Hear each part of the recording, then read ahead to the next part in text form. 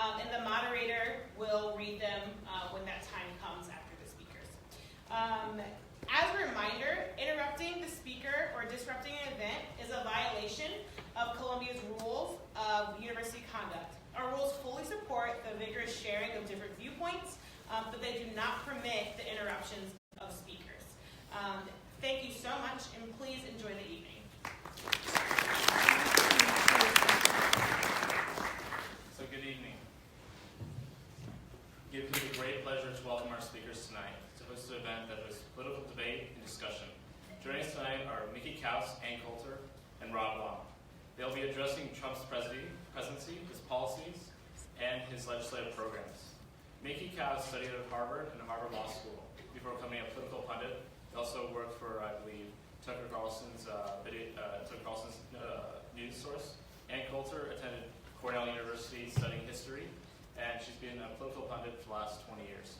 And then we have Rob Long. Rob Long is a Yale graduate, and he was instrumental in the show Cheers, and he will be moderating the event.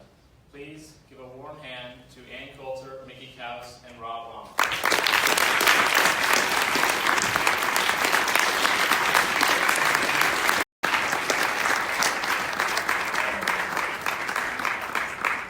I brought my bags. I thought if there was going to be some no platforming going on, I'd have to run.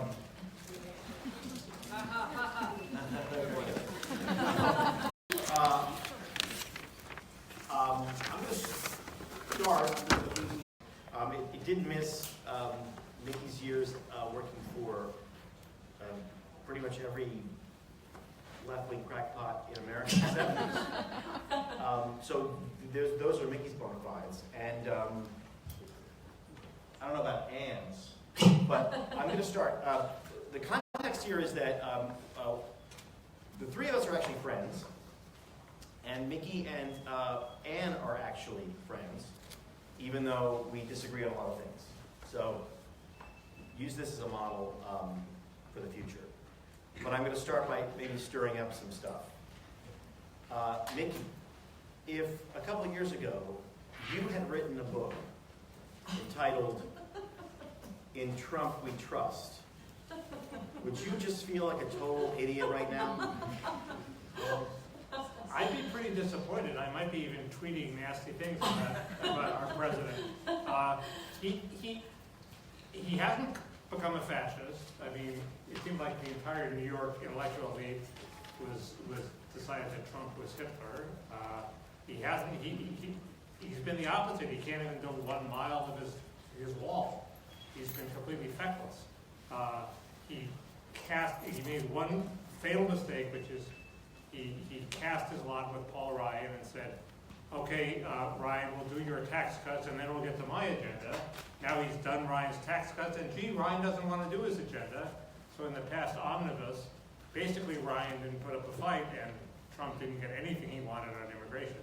So that's crushingly depressing, and I think it will, I'm scrambling to figure out ways he can come back, and he's scrambling. If you read the papers this morning, he's followed Ann's advice that he could build the wall with the military. I'm not sure that's going to go anywhere, but the mix of things I would expect.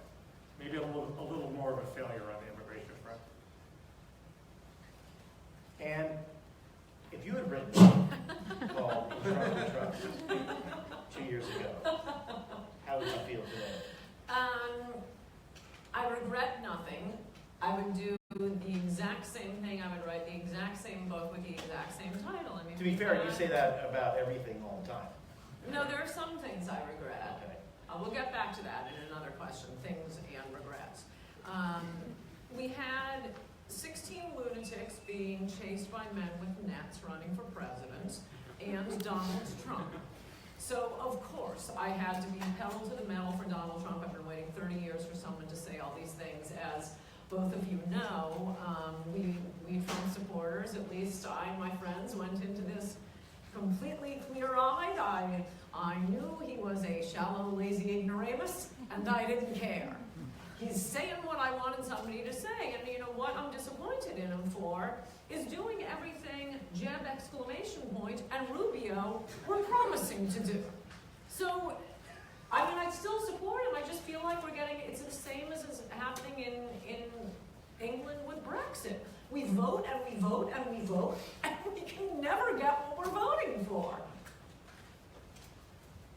All right, Mickey, you brought some visual aids just to make sure that this evening is excruciating for the audience. They're excruciating visual aids. Yeah, they are. That's why I've seen them already. Spoiler alert. If you're past that first row, you won't be able to see it. Let me ask you. You have predicted. So is Anne, and I'll turn back to Anne in a minute. I'm doing my best talking, by the way. Yeah, very good. I should put it in the you have said immigration is the most important issue. Right. You have been ringing alone on your side. I mean, whatever your side is these days. Alone, you've been saying unless we take care of our immigration policy and address it is highly likely that we will not do those things that you wanted us to do.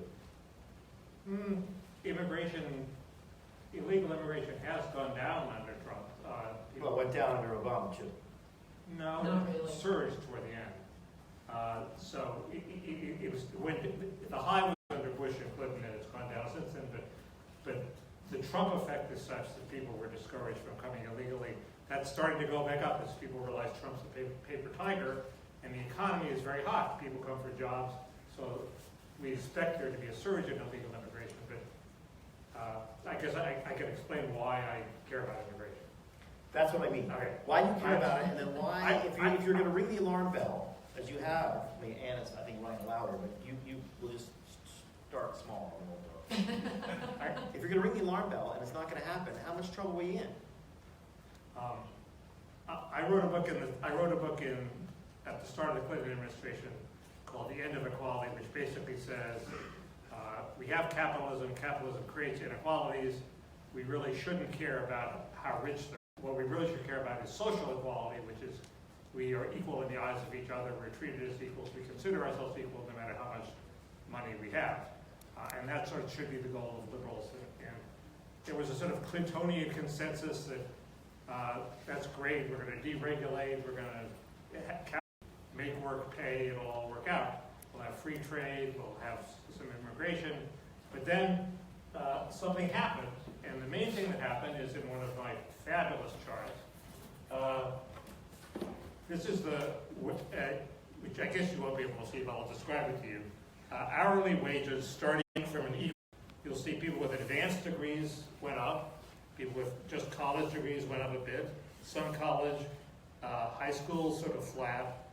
But people who dropped out of high school plummeted, went down. And I don't think you can have a socially equal society if the people who don't have sort of drop out the bottom of the economy. What on earth does that have It's to do with even worse because what on earth does that this have is to do a with immigration? meritocratic distinction. Explain what that has to do with immigration. Immigrants are largely unskilled, and they bid down the wages of people who have. But I could few skills. I could map a graph of worker productivity and worker efficiency over that would also explain that. I don't think Precisely so. those, absolutely, precisely those. There are three forces pushing down the wages at the bottom. One is trade, and trade had a huge impact, and Trump says he's going to do something about it. One is immigration, which has maybe less of an impact than trade, but it's something we can do something about right now. And the third is technology, robots, and nobody has any answer for that. So Trump was at least addressing two of the three factors. But you understand the counter-argument to that fantasy economics you just presented. That worker productivity isn't just about robots. It's about all sorts of, anybody here use an ATM? Anybody here use any automated service? Has been going on since the early 70s, since the 50s really. So how do you explain that? Why is that just immigration? I don't buy that argument. You don't? No, I mean, this is the argument Mickey always makes to me that the machines are going to take over and they're going to kill us. Meanwhile, my Roomba can't even, clean the floor without getting stuck on the couch, so I'm not worried about them killing us yet. But since the beginning of humankind, man has created wheels and tools, and no, it just frees up time for us to do other things. It's never been the case what he shows in his charts. And I would also add, what state in the union has the worst income inequality? California, where immigration is most advanced. We are bringing in immigrants that are good for the very rich. They don't live in their neighborhoods, they don't fill up their schools or their hospital emergency rooms. And oh boy, you should see how clean Juanita gets the bathtub. You could eat off it after she's done. So it's all good. No, I'm sorry, the people who are bringing in Juanita, the maid, and underpaying her are the racists. You are a moron.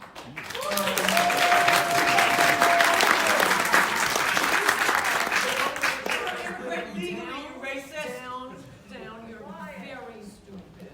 I can't argue with stupid people. You're driving down the wages of the people we ought to be caring the most about, and you have the rich walking around like they're Martin Luther King. What do they want? They want cheap labor. They want to make more money, and that's why, and I think the state with the least income inequality is Utah. Coming in to do the low-wage work, you have poor people getting poorer and poorer. You buy that? Yes, I mean, there's a big debate on the effect immigration has on wages. The lower bound is 3%, the upper bound is maybe 10, 12%. It's not a big range, but the arrow points in the wrong direction. They're hurting low-wage workers. So the Democrats' platform is, we will only fuck you 3%. Okay? That's not, and Trump's platform is, we will unfuck you that 3%. So Trump won the election. I don't think you can have a socially equal society if this chart keeps going down. You want to hold one of them? No, it's also true. It's also true that there's an effect. Anne writes about it in her book. Professor Putnam notes that more diverse societies tend to have less trust. They also tend to have less social welfare spending. You also cannot have a big welfare state if you invite the whole world. Those of you who support the universal basic income and open borders need to think about that. You can't invite the whole world here and then say, we're going to give you a basic income. So those are three good reasons, if you are a Democrat, to want to control immigration. And it's just maddening. I got into this debate because my previous cause was welfare reform, and the same BS you heard from people who oppose welfare reform are the same sort of thing you hear in the immigration debate. For example, people said people would never cross state lines for higher welfare benefits. That's a right-wing myth.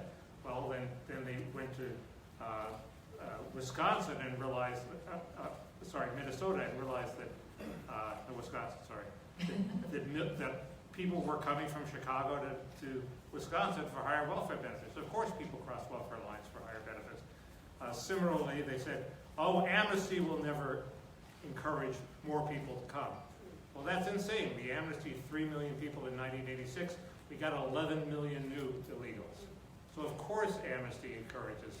People are human. If you give amnesty to one generation, the people who are still back in the home country will say, well, see, the previous people got in, I'll go too. It's just common sense, and it's common sense that's completely ignored by, unfortunately, my fellow Democrats. And what's the difference between illegal immigration and immigration? Not much these days. There are even lower wage workers, the illegals coming in, I mean, in terms of the effect on society, and it's always driven me crazy that my party, Republicans, they make a really big point of saying, oh, we're only talking about illegal, only talking about illegal. Well, I don't know, when legal immigrants are low wage and poor and consuming massive amounts of government welfare, it has the exact same wage depressing effect. It has the exact same effect on communities. A lot of the legal immigrants coming in now are finishing, as the federal judge wrote, Judge Cannon in the Dreamer case, he said they're just completing the cycle of the cartel. We're shipping them in, and then you get the anchor babies. So you now have American citizen members of these drug cartels. The drug issue, which Trump, sort of kicking and screaming, did finally start bringing up during the campaign, and to great effect. In New Hampshire, huge heroin problem. I would recommend you read Sam Quinones's book, Dreamland. He was an LA Times reporter, very, very good reporter. I don't know if you've read it. It's a fantastic book. You won't be able to put it down, but it's all about the heroin, the opioid crisis. And as he documents, I think beyond dispute, the heroin problem is a problem of having an open border. It is all the Mexican cartels right now. Well, that isn't affecting the rich. That isn't affecting Park Avenue or Nob Hill or Beverly Hills or wherever you live, Rob. Not affecting Opium you. comes from the Middle You're East. getting, oh my gosh, you've got to be smarter. And You've got to be less racist. that's a You real were an good immigrant too point. once. Your family were immigrants too. Just because you're white doesn't make you better. Well, Be less racist. The United States shipped opium from Yes, countries you have that got we to start invaded. taking let me ask So- you this. This is all a problem of the border being wide open, and it isn't Nob Hill, it isn't Park Avenue. It's going to these communities throughout America. I mean, the number of people dying every year from heroin overdoses and fentanyl overdoses every year is more than died in the entire course of the Vietnam War. I mean, this is an attack on our society, and to have Donald Trump, who ran on one set of issues, decide to go to Mar-a-Lago rather than veto the spending bill, yeah, it's a little disappointing. Mickey, what's the difference between illegal immigration and Different, there's no difference as far as wages goes, but if you're gonna control immigration, you have to say, this immigration beyond this certain level, which we set democratically, is illegal. So you have to be able to enforce the laws against people who come here illegally, otherwise you have no control over the problem. The depressing thing is, there are 4 or 5 things you gotta do to control it. One is, I'm all for the wall. I have to buck up people in the Trump administration sometimes who have their own doubts about the wall. I think Like Trump. walls work everywhere they've been tried. They work in Israel. They're building a huge one in Saudi Arabia. There's no reason to think walls won't work. You have to do something to control people who overstay their visas, which is now possible with computers. You have to have some computerized check of people who go to work so the employer can see if they are legal and not hire them if they're illegal. None of that stuff happened in the budget. Trump got shut out. It's like he played a whole basketball game and didn't score a field goal. It will be studied in political science courses. How could somebody blow it this big? And so none of the things you have to do to make illegal immigration illegal, happen. And that's why illegal immigration is important. If you're going to get control, you have to have some law. All right, so you have a window, a month, political window, say. What's your dream immigration policy in the United States? Everything Trump campaigned on, build a wall, and isn't that a magnificent book, Adios America? Build a wall. I think we need an immigration moratorium to dust off the books, assimilate the immigrants already here, get their wages up. Rather than, right now we're doing the sorcerer's apprentice thing. We're bringing in another 2 million every year while trying to assimilate the ones who came in the year before and the year before and the year before.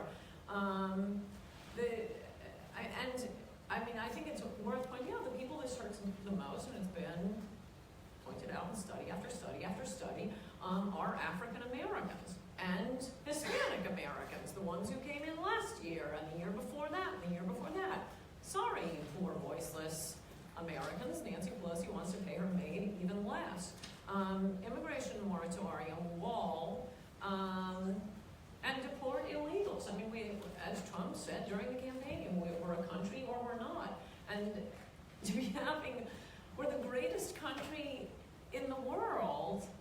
Try calling up any other country in the world, even one Trump would call a shithole. Call up their embassy and ask them, say, I'd like to come live in your country. I don't speak the language and I don't have any skills. I have no money to bring. But I hear your country doesn't get that cold and I like the food. If I come in with my boyfriend and we can't make it, would you guys mind cutting us a check once a month? They'd say, no, not so fast, Skippy. Any country would say that. Whereas our immigration policy, the greatest country in the world, is anyone who lives within walking distance. That's insane. We ought to be using immigration policy to get our average up. They ought to be smarter than us, better looking than us, better dancers, better athletes. We want to raise our average. This crazy idea that it's not fair to use our immigration policy, just another government policy. It's just another government policy. Why would you have any government policy that does not help the people already here.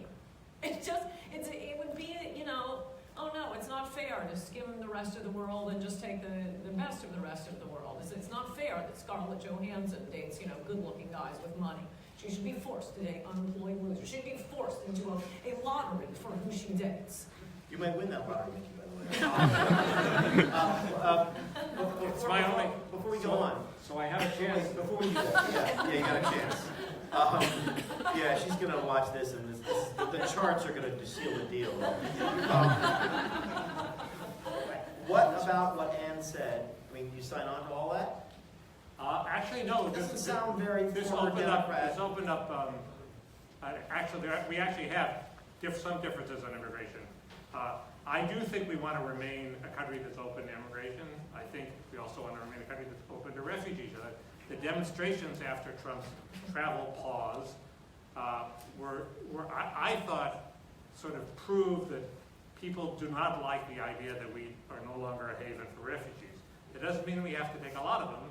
We take more than anybody else in the world. Obama took 80,000. Trump's going to take 40,000. Big deal. We still take a lot of refugees. And that brings to my second chart, which is what happened to immigration over the course of recent history. We had a lot of immigrants in the 18th century.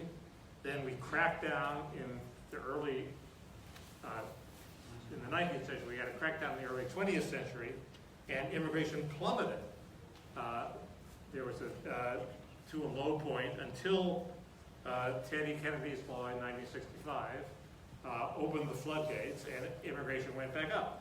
What happened during to be fair, just for those of you in rows 3 and 4 and beyond, the chart that Mickey has drawn, and you did a great job. It's very neat and nice chart. Ends in 2060. So there's okay, but it's it's just so we understand that that's present day where your index right. finger is. Okay. Not It's good. The point is, during this period of low you immigration, can see the future now.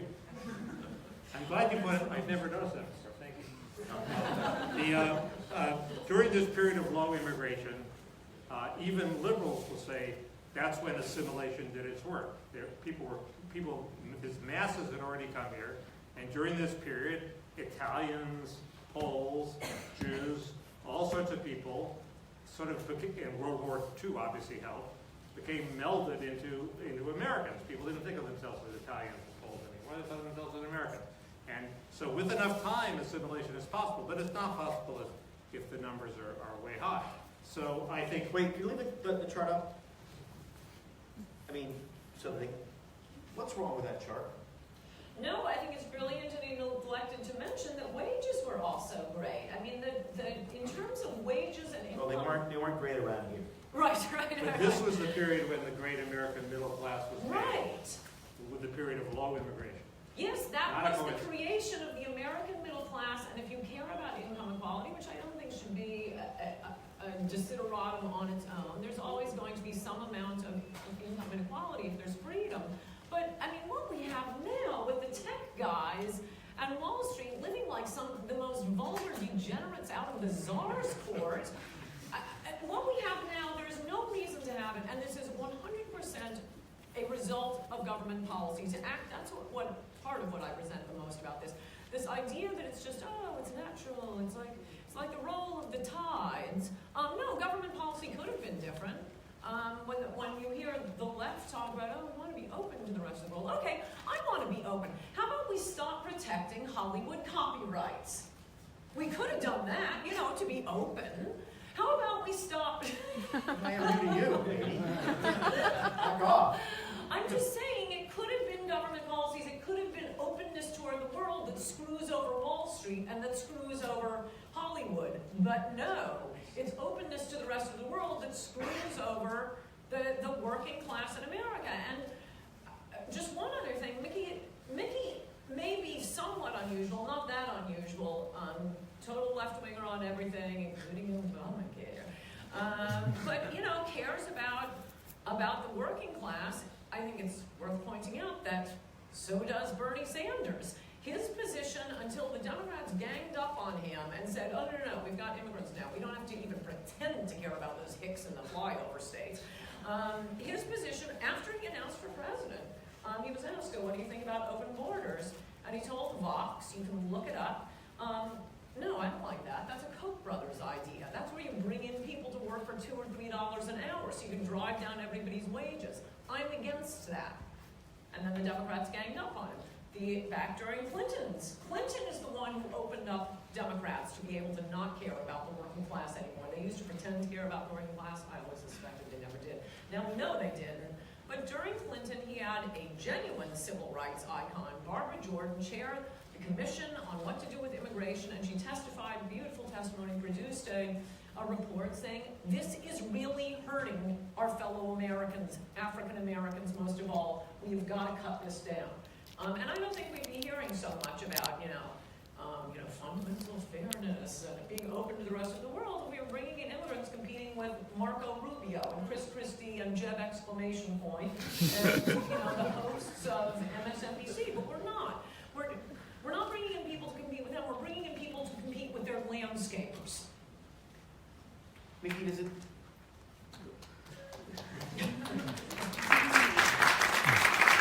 Please clap. Stopping the Hollywood Please copyrights. clap. Yeah. Could you just tell us a little bit? I know Ernest Hollings. You work for Ernest Hollings. I work for a senator from, people know who Ernest Hollings was? Big lefty, ran He's for still president. alive. Still alive, really? Yeah, he's a senior senator from South Carolina who spoke with an accent so thick that even other Southerners couldn't understand it. All right, so Hollings. What about Jimmy Carter? I work for the Federal Trade Commission Under Carter. under Robert Reich, who's now Okay. an icon of the left. Robert Reich. So Reich, Hollings, Carter. Any other Democrats you want to throw in there? No, but Wait, just. no, I don't think so. I work for, I ran for Senate, Democrat. I ran to see if there was any, this is relevant to what Ann was saying, see if there was any support for immigration control in the Democratic Party, and the answer was no. So, The only. no, but I got 5%, and I was hoping for 7. Yeah. I want to see the numbers. 5 seems high. Why those 4 people were here, My sitting in the supporters? No. That would be 2 people. Those 4 lions of the Democratic Party. Why not? We can call them that. Or certainly opinion makers in left-wing American thought. Jimmy Carter, Ernest Hollings, Robert Reich, and the other one, whatever that is. Would they? How betrayed or how furious would they be to hear you on stage with Ann Coulter essentially agreeing with everything she says? Well, of course they'd be horrified that I was on stage with Ann Coulter. But, this whole theory comes from Robert Reich. I mean, Robert Reich provided the framework. He said, look, unskilled jobs that can be performed abroad are going abroad. Skilled jobs, they're still protected. Those people are still getting rich. All that's left for the American working, you have to have, all these things. And the Republicans will never go for it. Well, but now I also think we need to control immigration, and the Democrats will never go for that. Plus, the other thing that's happened is Trump has come along and made the Republicans somehow simpatico with big spending. Look at the Trump said he's going to protect Social Security, and the Republican Party is going with him. So the Republicans have sort of solved their own problems, so I don't know which party I want to go with now. Well, you'd be a plum for any party. Any party would be happy to have you. Do you buy all that? I mean, do you think that's the next step? I mean, you guys agree on immigration. Just say you get everything you want in immigration. Do you want those massive social policies and Obamacare and national health insurance that Nikki clearly wants? No, though I wouldn't really. I mean, I think the most freedom-promoting policy is to let states decide. So, California, Vermont, they can be as left-wing as they want to be, have as many, welfare, cradle-to-grave programs. And it is the idea of our Constitution that you can move. You vote with your feet. You live in the place that provides the most freedom. And then I wouldn't really care what they do in California or Vermont. You can move if you don't like it. And as for the other social programs, I mean, the main thing I'd say is I think it's it's kind of I'm annoyed well, a little more than annoyed with Donald Trump, but buying onto the Paul Ryan program, as Mickey alluded to early on, what Trump allowed Americans to do is finally vote on a series of issues they have not been able to vote on before. The Republicans have been forcing anyone who runs for any office, actually, as a Republican, to run on a collection of issues that are not popular. And among them, everything is easier if we fix immigration, is entitlement reform. Trump just looked around the country and said, you know, I'm not a Republican, I'm not a Democrat, I don't need the donors, I don't like Social Security. So I don't really care about that. I want the wall, I want no more stupid wars, as Trump called them, making me a little nervous with his hiring of Bolton, and I want no more job-killing trade deals. This is what we voted for, not getting it. It seems like something really had to be done for years, and Christie and Paul Ryan were some of the ones coming up with it. Number one, it's not popular. Number two, now I'm really angry at them for even suggesting it, because this is a huge problem of immigration. The H-1B visas, that's the STEM visas, that a lot of foreigners, mathematical foreigners being brought in to take really basic computer programming jobs. They get underpaid, but it's like indentured servitude because they're attached to the company. So if Mark Zuckerberg brings somebody in as a STEM, as an H-1B worker, he has to keep working. The worker he brings in has to keep working for Facebook. He can't bid up. He can't say, hey, Apple just gave me a higher offer. So he can underpay them. But what does the immigrant get besides being able to come here? He can bring in all his elderly relatives who immediately go on Social Security. When I was working with the Senate Judiciary Committee in 1996, we were producing documents written in Mandarin in China instructing their elderly people on Social Security. Well, that's meant for our people. How about instead of telling Americans you got to tighten your belt and we're raising the retirement age and we're going to means test it, how about we stop bringing in the poor of the world to consume the government assistance programs meant for our own people? Mickey, you agree with that, right? I agree that there was some of it was cut back in the welfare reform bill, but not all of it. This proves my point, which is the way to destroy Coulter is you agree with everything she says, and then she's secretly reasonable.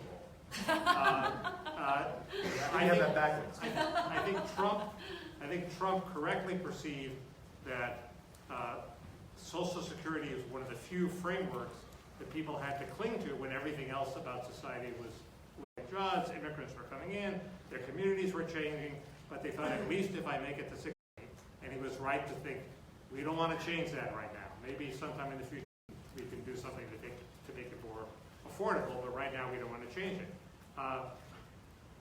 Which brings me to the issue of Obamacare, where we really do have differences. I moved on. Yay! I moved on to single payer.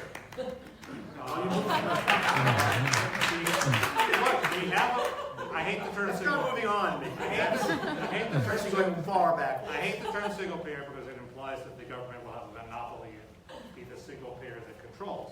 But it's Medicare for all. Do we feel that the government has an insidious control over Medicare? No, Medicare is the freest, least encumbered way to get health care there is. It's a popular program. It works. Believe me, when you get to 65, you'll be happy it's there. Whereas Obamacare, If you've been a blogger for the first Obamacare was an attempt to not do Medicare, but to do something else that was subject to competition and would make it cheaper than Medicare. And it clearly doesn't work because the people that are not on their employer's plan are terrible risks. So it throws people like Ann Coulter, freelancers, and me into the same pool with people who were like one step away from opioid addiction. And it turns out it's very expensive. It's so expensive that middle-class people don't want to be on it, so it doesn't work. So fine, let's give up on Obamacare. Let's move to a program that works, Medicare, and it also has a sort of solidaristic benefit, which is I don't know, when my father was ill with cancer, he was in a Medicare waiting room with postmen and plumbers, and he was a judge. And the classes were mixing. It was Everybody gets It was- lousy care. you got very Except good. rich people who could get better care. The top 10% will always opt out, but that's the best you can hope for. Rupert Murdoch will not settle for ordinary Medicare. So what? This is another problem. Absolutely everything can be made better by an immigration moratorium and a wall, as I write about. Well, not only in my columns, but in Adios America. We're bringing in lots and lots of immigrants from very different cultures and cultures where different kinds of crimes are much more popular, crimes we're not used to. American criminals are kind of used to. You can see them on forensic files. They kill their wives for the insurance policy and leave their DNA all over everything. Well, now we're bringing in immigrants who are fantastic at scamming government programs. And it's not even, I mean, in some cultures it's not even embarrassing. You're kind of a sucker if you don't. They've been, one just by accident I found, in fact, by watching forensic files. It was an honor killing in, I don't know, Missouri, someplace like Missouri. And forensic files, otherwise, you know, this never would have, you wouldn't be allowed to say this on TV, but they weren't really down with the PC thing, and they slip out that they catch I forget what he was, maybe Palestinian, but whatever, the Arab father as they're plotting. They were listening to him because they thought he was a terrorist, and then he ends up killing his daughter. On the tape, being listened to by the FBI, and he's talking about how, you know, oh, I love America, it's so easy to game their wealth. I mean, look at the reports from the FBI on Medicare fraud, Medicaid fraud, food stamp fraud. There's a lot more money for what it's intended for if we stop bringing in immigrants from cultures where it's just, you know, a way of life to steal from the government. To say that stealing is a way of life and part of culture is completely false. Well, wait, there That's will not be a a question. fact. That will be a question Then time, I how can you promise. state it as a fact? Well, wait. Because for Ann Coulter, Wait, racist because is We'll get to questions, I promise. I promise we're gonna get to questions, I promise. I didn't set up the hecklers as being What I want is, do you They're agree not with that? plants. I think food stamps is the main program that's abused. And I think there's a certain large percentage of food stamp budget that goes to fraud. And I think in one of your books you have Medicare fraud being a much bigger, much incredibly costly because it goes to, bogus bills, like Senator Menendez's great friend who's the leading Medicare biller in America. He really built the government of quite a bit of money. I would doubt it's more than 20% of any of the programs. And the They biggest have problem. no idea. The biggest problem with Medicare. Any of the government, there is not an aggressive fraud prevention unit in the government. but with food stamps, there's this idea that you want to spread it around. You don't want to look too closely at fraud for a while. I think that's changed now, but the basic problem with those programs, I don't think is fraud. Right, okay, I see that. All right, well, we've talked about policy. Can we just talk about politics a little bit, and then I promise we will get to questions. But I want to get a little bit of the policy out. I generally don't talk about that, but one of the times I spoke to him a few months ago that ended in a shouting and cursing match, leaked, not by me, so I can acknowledge that. Since then, I mostly have people in the White House calling and saying, could you stop tweeting such mean things about the president? Are you under a non-disclosure agreement? No, I'm not under a non-disclosure agreement. I am just very good with secrets and also very good with his advice. You'd think he'd notice that at some point. How bad are the midterms going to be? I think they're going to be pretty bad. For Trump. I mean, you look at the basic dynamic of the midterms is the Democrats are super fired up to vote. They've always not turned out in the midterms. That's not going to be true this time. There was some, 27% like Trump, 67% hate him.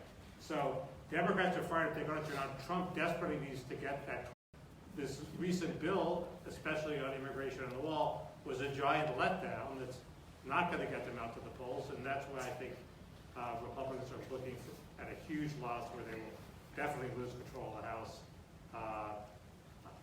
The Senate is much dicier because Do you agree? they're more advantaged.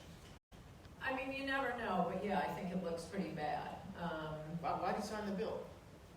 Well, according to reporting in the Wall Street Journal, he was about to veto it. And then I think it was General Kelly said to him, if you shut the government down, you can't go to Mar-a-Lago this weekend. And he said, F that, and signed it. In Trump we trust.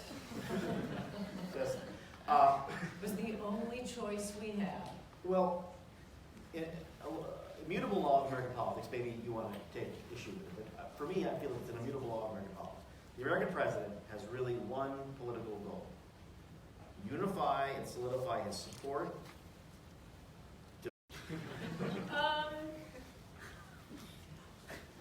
I don't think he's dumb.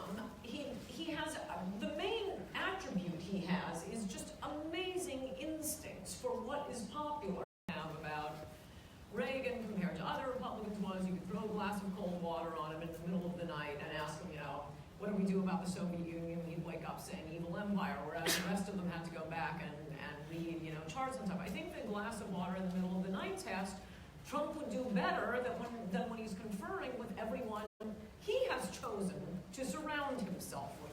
I mean, he is, as has been said, he's like a human couch cushion who bears the impression of the last person who sat on him. And his White House is 10 feet deep with people who oppose the MAGA agenda. So, I mean, where is Chris Kobach? Why isn't Mickey House working for this White House? Why not Pat Goodell? Where did Corey Lewandowski go? I mean, you can't blame these 63 million people who voted for Donald Trump. He was not showing up at rallies saying, and don't worry, I'm Jared with me. Don't you worry. I will fill up half the White House with Goldman Sachs bankers. No, he said build the wall every single rally. There's no question that that was what the battle cry was. It's just very depressing what he's doing. What he could do if he wants to win the midterms would be to just go ahead and build the wall. I don't think he's going to. If I'm wrong, I'll say I'm sorry. But it's looking pretty bad, and I think probably the best thing for the genuine MAGA agenda people to do now is to start having tryouts for whom we're going to have primary. Primary the president. Yeah, I mean, if he's still in office. The big problem with is Trump going to have a permanent changes succeeded? But why is that? I mean, you and I had a conversation about this, you probably forget, before the election. And what I suggested, in my very neutral way, was that this is not a person who's going to be popular or understand presidential popularity and how you use it in politics. He's going to be underwater, under 40% for most of his term. And the very issue that you care the most about, he is going to toxify. How am I wrong? First, You're right.